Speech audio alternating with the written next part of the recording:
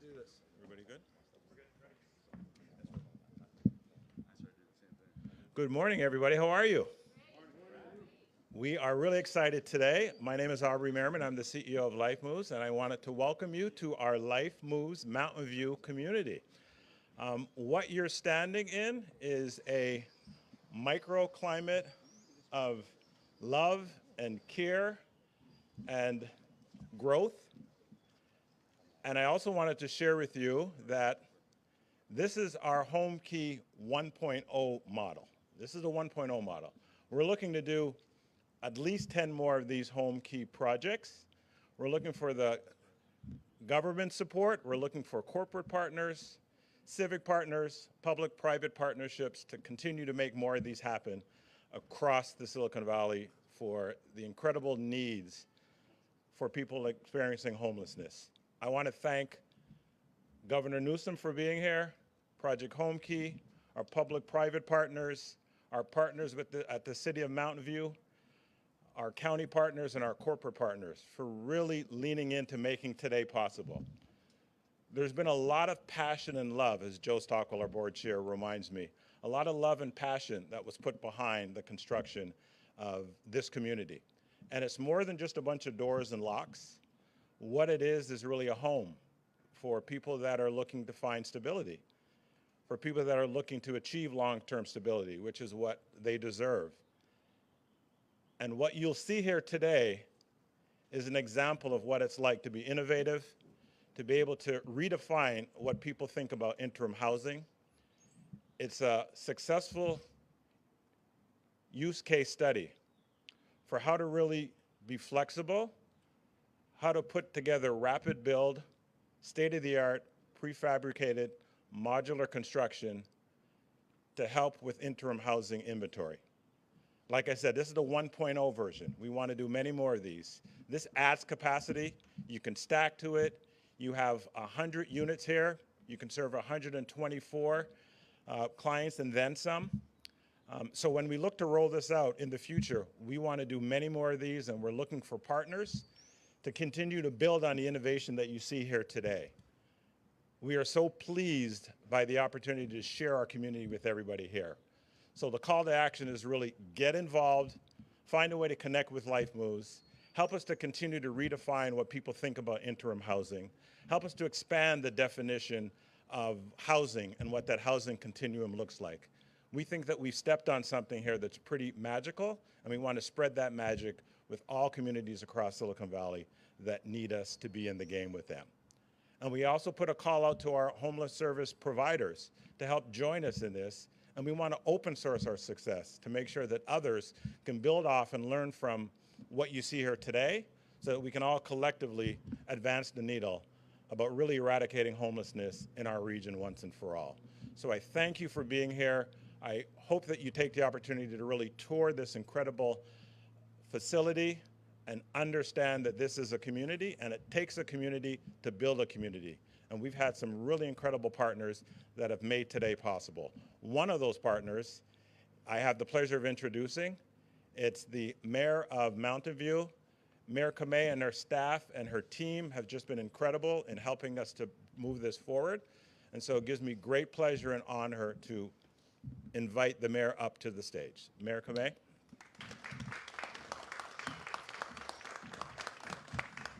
Good morning, everyone. Welcome to Mountain View. My name is Ellen Kamei, and I'm honored to be with all of you today to talk about Project Home Key. I'd like to thank you, Governor Newsom, for all that you've done to make it easier for all of us to help our most vulnerable residents. Due to the state's Home Key program, we're standing here at this interim housing community that came to life in less than 6 months. Yes, less than 6 months. And now Life Moves Mountain View is providing individuals, couples, and families a safe, supportive, and dignified program that will help them attain housing stability. Especially during the pandemic, we need to be flexible, we need to be creative, and we need to be collaborative. And through Home Key, we could be with our nonprofit partner, Life Moves. Thank you to all our partners for believing in us and in Life Moves. They include the California Department of Housing and Community Development, the County of Santa Clara, private philanthropies, and private sector donors. To my fellow council members, City Manager Kimbra McCarthy, who I know is here with us, and city staff, thank you. Thank you for lifting this program off the ground and showing that the city is bold, innovative, and not afraid to do what hasn't been done before. Here in Mountain View, we continue to address homelessness in a caring, supportive, and responsive manner. We have one of the largest safe parking programs in the entire Bay Area, and we're also exploring the conversion of our Crestview Hotel to meet various housing needs. And you can see here today how the state of California is making a difference on the local level by helping us serve all the members of our community. Thank you again, Governor. Really appreciate it. And I have the honor of introducing Assemblymember Mark Berman. Thank you, Mayor Kamei. My name is Mark Berman. I'm the Assembly member for the 24th Assembly District, which covers Mountain View and the surrounding cities. And we, Senator Becker and I, get to do a lot of these tours. I know the governor does even more. This is one of the coolest events we get to do as elected officials, because where we are right now, what we're looking at is real change for hundreds of California residents, for hundreds of Mountain View residents, the ability to get off the streets, get into supportive interim housing, and then get into permanent housing. And the success rates that we were hearing earlier about the people who get a chance to live in one of these facilities and then actually move into supportive housing is so much higher than it is for other types of supportive services that we provide. This took vision and thinking outside of the box by Governor Newsom and his staff in coming up with the Project Home Key concept, and then providing the funding necessary along with the legislature to be able to provide support to cities. But this took cities and public-private nonprofit partnerships moving on a dime and getting things done faster than we ever see. 6 months. This was a blank slate 6 months ago. We can't put a park bench up in a city park in 6 months. I came from local government. So the fact that you've got homes now for 125 people, up to 350 a year, is truly amazing. And then Life Moves, which created a playbook. I read it last night. I encourage young Naj, it's like the playbook you got when you joined the Pittsburgh Steelers. It's a playbook of how you can do this. There we go. We got the playbook in the back that every city in the Bay Area should be looking to for how to do one of these in your community. It's not hard. It's not scary. Mountain View did it. They proved the concept. Let's get this done in other communities around the Bay Area, because the homeless crisis is so real. And you know, if we can do this in 6 months, there's no reason we shouldn't be able to scale this up in communities all across the Bay Area, all across the state. So thank you to the governor. Thank you to the city of Mountain View. Thank you to Life Moves. And it's now my pleasure to introduce my colleague in the legislature, State Senator Josh Becker.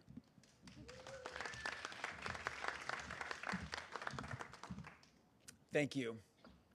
People are fundamentally good. And it's our job in government to create opportunities for everyone to flourish. And that's what this governor is doing by investing in early care and learning, in asset building, in access to higher education. And that's what he and his team did with Project Home Key. We've gotten thousands of people off the streets, and it also unleashed innovation like we've seen here today. And I remember my friend Elizabeth called 7 months ago talking about what she was doing with Life Moves, and I could hear the excitement in her voice. And I said, that's great. But I thought in my head, I thought of Thomas Edison. He said, vision without execution is hallucination. But this is an example of execution in action. As my colleague, Assemblyman Berman, said, it's a public-private partnership, the city stepping up, the state, philanthropy, the corporate sector, all uniting in a common cause to do good. And seeing how we can all work together and executing at a fraction of the cost of building permanent housing. So out of Silicon Valley, we have this model of innovation, and how do we scale it? We know how to scale things, and we need to build more. I've been calling around to local city council people and talking about how do we get more land so they can do more. How do we free up surplus land at the state level, at the city level, from our water districts so we can do more here? And that's what we're going to do, and that's why this is so exciting, this model for all of us. And I say for the residents, to paraphrase Karl Barth, no one can go back and get a brand new start, but anyone can start now and create a brand new future. So here's the opportunity. Thank you very much. I get to introduce now, thank you. I get to introduce a true superstar, Najee Harris, his nonprofit Bigger Picture. Thanks for being here today. Young Naj. Young Naj. Y'all just call me Young Naj. Well, first I want to say thank you guys for all coming. I know, this is crazy times we're in, and we're getting over it, but thank you for having me. Gavin, of course, too. You sound like my agent, man, I'll tell you that. It's scary as heck. But, I'm not gonna, well, my speech is gonna be kind of long, well, longer, but I wasn't really prepared, so I wrote it down on my phone, so y'all gotta work with me here. I'm not gonna be too professional, but hey, it's all about the message, right? All right, so my name's Najee Harris. I'm 23 years old, and I'm from the Bay Area. My mom's over there too. Got mom's over there. My uncle and my team's here. But yeah, I'm gonna read from here. Well, I want to start saying I'm not a politician, so don't. Yeah. Well, I'm just here to shed light on the situation of homeless and hunger in California. We're all in position to help. I know I am, and of course you guys up here are. Me and my family were all once homeless, moving around the Bay Area, San Francisco, Richmond. I lived in Pinot, Hercules, Sacramento. I mean, the list goes on and on and on. I could ask my mom; she even knows more. But we were evicted numerous times and had to stay in homeless shelters, friends' houses, cars. But as a family, we stuck together and made it through these tough times. Now I'm in position to help people who were once in my shoes. But a problem with no answer is just a problem. Meaning, what have I done to help out this situation? Me personally, I've done a lot of events around the Bay Area. Food, clothing, things. I have a good team in Beast Mode. Me and Marshawn and KP right here. We're doing a lot of things too around the Bay Area. I'm actually in an organization called Athletes First, and we do a lot of stuff worldwide. I do a lot of stuff in Texas, Alabama. During the draft process, actually, because I am a rookie. If you guys don't know, I play football, by the way. During the draft process, I'm, you really want to focus on, the draft and being on the team. But I took time throughout my day to, focus on the things. I was training in Texas, so there's a lot of things they had with passing out food and stuff like that. So I done a lot of stuff there to take time on my training day to go in there and do other things like that, just to show awareness and show that this is a matter that really needs to be taken seriously. Because like I said, I was once in their shoes, so I know how it feels. But now I actually now have my own nonprofit called The Bigger Picture, and it helps out hunger, homelessness, and a lot of other things. We do a lot of camps and stuff like that to just to help kids, show them that there's another way, and not to make sure they don't have no hope or something like that. We want to be just show them a way and give them positions just to better themselves really than what they are. California is our people, of course, Gavin, all you guys, California is our people, and we are God's people. At the end of the day, God isn't going to care about what I've done in the football world, with the championships and all that stuff, and really he's not going to care about how many bills we pass. What he's going to care about is what we've done to help the people. And, if we can do everything we can to help the people of California and just anywhere in the world and just play a part in doing that, then, hopefully you'll go to heaven. But, you never know at the end of the day. So thank you guys, though. Am I supposed to be? Hey, it's my honor to present Gavin Newsom. Thank you, buddy. Thank you, Najee.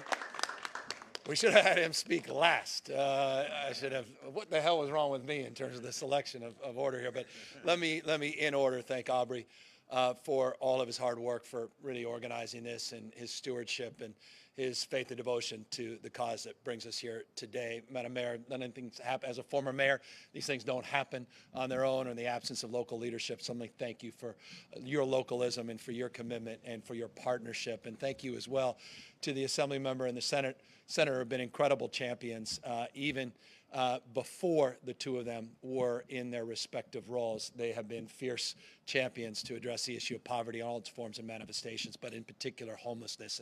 And I could not ask ask, as governor of California, better partners in the state legislature than the two of them, to commit to not only the cause, again, of providing support and housing more resources, but a more resourceful mindset in terms of the innovation they're bringing to the debate and the conversation. I think that was represented in the conversation, or rather in the comments they both made, that you get a sense that they're willing to try new things and do things differently. And that's fundamentally the message I want to communicate here today. Continue to do what you've done, you'll get what you got. That's an old Texas slang, Najee. And the reality is we can't afford to get what we got as it relates to the issue of homelessness and the housing affordability crisis in this state. We have to do things radically differently. And that's exactly what this project represents. Symbolically and substantively, these 100 units represent 100 of over 6,000 similar units that were brought online in less than 6 months in the state of California over the last year. And I'll repeat that because in the housing space, this is simply without precedent, arguably not just in California history, but as we're now learning in American history. There's a reason President Biden has identified the home key model as a national model and put $5 billion into the federal stimulus pot for programs like this, is because we're willing to do things differently. There's a sense of real urgency, a commitment and resolve to actually produce results, not just rhetoric and platitudes, not just promote platforms, but to actually open keys, open doors, create opportunities and homes, as Aubrey was saying, for people that need nothing else than a hand up and an opportunity to live their lives out loud. That is a responsibility, an obligation of each and every one of us, not just those in elected office. And I think it's the spirit of Najee, that notion that we're all bound together by this web of mutuality, as Dr. King said, this sort of biblical framework that he referenced about what it's about, what we should all be about, and what we'll be remembered for. And I think that's profoundly important to remind folks of our obligation to do more and be better as it relates to our own responsibility as partners, as communitarians, as members of this larger community, to recognize you can't live, as the Greeks used to say, a good life in an unjust society. There's no justice. There's no good life in stepping over people in the streets and sidewalks. And so that's what brings us here today, a recognition of responsibility, but also accountability. We own this. The world we're experiencing is happening on our watch. You can sit there and point fingers, abdicate responsibility, but we have agency. We can shape the future. Decisions, not conditions, will determine that fate and future. So we decided last year to do things differently. $846 million we invested in this project, 6,000+ housing units, and units that are being brought online not only in 6 months, but for a fraction of what it would have cost if we had applied the old strategies and the old ways of doing businesses. Project Home Key on the aggregate has cost the state about $148,000 per key. A little bit more here, but that's all in, with land acquisition, all the infrastructure, all of the space that you provided, not just for housing, but for social services. Because remember, housing is one thing, you got to deal with the wraparound services. You got to deal with the underlying reasons people are on the streets and sidewalks in the first place. It's a key, locked door in a house and supportive services. And so that's a big part of the model now we want to replicate, because at the end of the day, as Najee knows, in sports, but in life, success leaves clues. And so we want to replicate this successful model, and that's what we're doing, working with the legislature in the final hours of this budget. This is it. No more changes, Assembly member and senator, to lock in an unprecedented commitment to homelessness and housing, unprecedented in our state's history. We're blowing past the old limitations. The highest investment the state's ever made is $1 billion on homelessness. We are poised to pass a budget in the next few hours and get it signed next week that will provide $12 billion of investments in housing. It blows through anything we've done in the past, replicating this model with billions and billions of dollars. Billions, not millions, not hundreds of millions, billions and billions of dollars to replicate exactly the kind of success that we are all enjoying, particularly those 124 souls that will have the opportunity and privilege of getting served here will enjoy. And so I'm here in that spirit and in that light, but I'm also here just to quickly let you know that we also just passed hours ago, and we just put out moments ago a release that the state of California has now agreed with the legislature to the largest and most comprehensive renter protection deal in the United States. Let me be specific. Anybody that has been impacted by COVID that owes rent going back to last April, not just this April, last April, we will pay 100% of that rent. We'll also pay that rent, 100% of it going forward through September. So anyone that's been impacted by this pandemic and cannot pay rent, 100% of that rent will be paid for. Not 80%, not 25%, 100% will be paid for under this rent deal. And forgive me for saying this, but that's not all. I don't want to sound like a game show host, but we recognize that rent's one component. Big part of that rent check goes to pay water and utilities, electricity. 100% of water and utilities will also be picked up.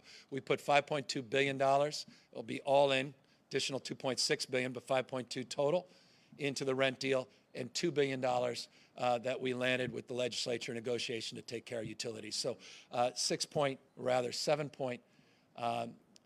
remarkable, $7.2 billion as part of this agreement, 100% to pay back. Hopefully that will calm people, and that moratorium will also not expire next week. It will expire on September 30th as a consequence of the deal that was reached with the legislature. Thank you, Assembly Member, and thank you, Senator, for making that happen and getting that done. And that's a big part of why we're here as well. Najee said it.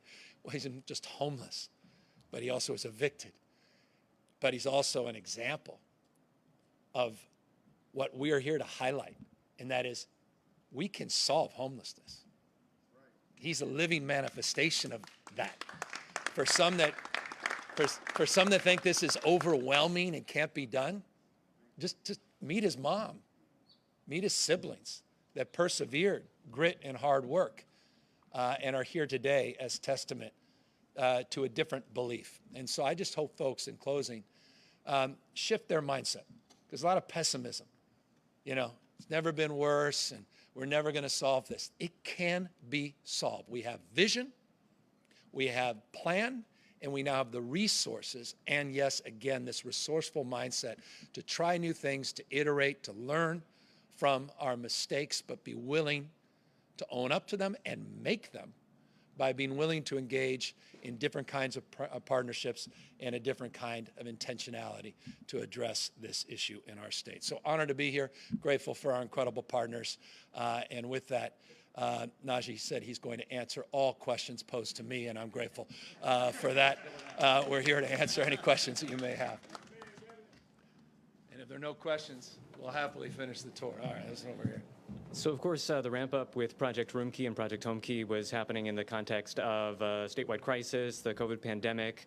Here we are, unmasked, coming together in groups and passing a budget. Does this mark a new phase in the homelessness crisis response that was started last year? Yeah, look, I don't want to make, I've only been in office 29 months.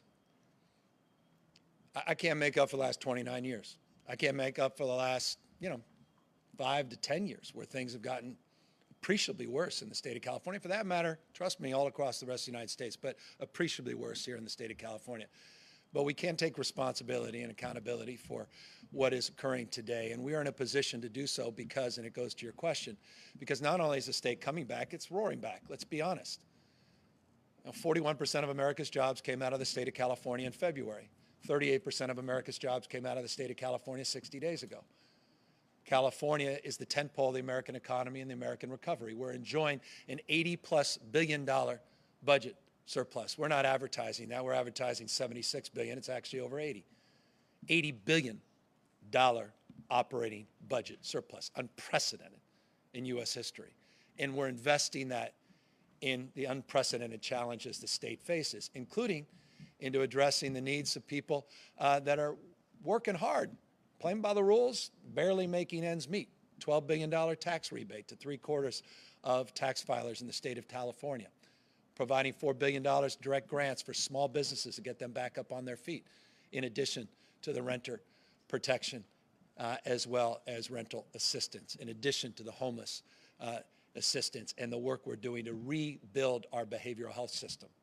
And by the way, $3.5 billion of that $12 billion is to focus on board and care homes and to rebuild a system that was destroyed the year of my birth, 1967, when Ronald Reagan led with the dismantling of the behavioral health system in the state of California with his infamous first budget. So it's nice to be here as we turn the page on this pandemic with one of the lowest positivity rates in America, one of the highest vaccination rates in America, and now with the resources second to none in America that allow us to make these investments. Another question over here. Oh, sorry. Yeah, sorry, Jenna with Bay City News. So there have been two main complaints that I've been hearing from tenants in regards to the protections under SB 91. One is that the money has not been doled out, and the other is that landlords need to agree to get the money. Has anything changed? Can you speak a little bit more to that? Yeah, we're going to allow renters, even without landlords' agreement, to be able to process the dollars directly to address that issue. And you're absolutely right. This is, by the way, not unique in California. California was the first, one of the first to ramp up with the original $2.6 billion, but it's been slow. The money's been slow to distribute, and that's been replicated all across the country, meaning people are struggling getting the money out. The Biden administration yesterday acknowledged that. So they're looking to change some of the federal rules, again, federal dollars that are being administered at the state level. And we have already updated our website, and we've taken the application process that was taking upwards of 3 hours. And now most folks are able to get an application done in a more culturally competent way with more assistance and support, more CBO partners, more in-person opportunities, not just online, within an hour. So it's still laborious, but we are working hard to do that. $700 million just in the state program has been requested, and 90,000 people have applied. We expect with this announcement and deal, we're going to see more people applying and more money requested. Our job is to efficiently and make sure appropriately, because we don't want fraud in this space, to get those dollars out as quickly as possible. Sorry, if I could just ask one more follow-up. So the reason that it's been slow is just because of federal regulations? No, it's been slow because there's the labyrinth of paperwork, the difficulty with in-language access, some of the challenges specific to your very thoughtful question about landlords having to concur, the fact that a lot of people don't see 80% as 100%, and a lot of people don't see 25% previous component as 100% either. And so all of that led to some ambiguity, some challenge and confusion. Try to clarify all of that in this new deal today. Well, with that, we're just going to thank everybody. And Najee, I never had just 2 questions in a press conference, man, so you're coming with me everywhere I go. This is good luck. Thank you all very, very much. We're grateful that you took the time to be out here. Thank you, guys.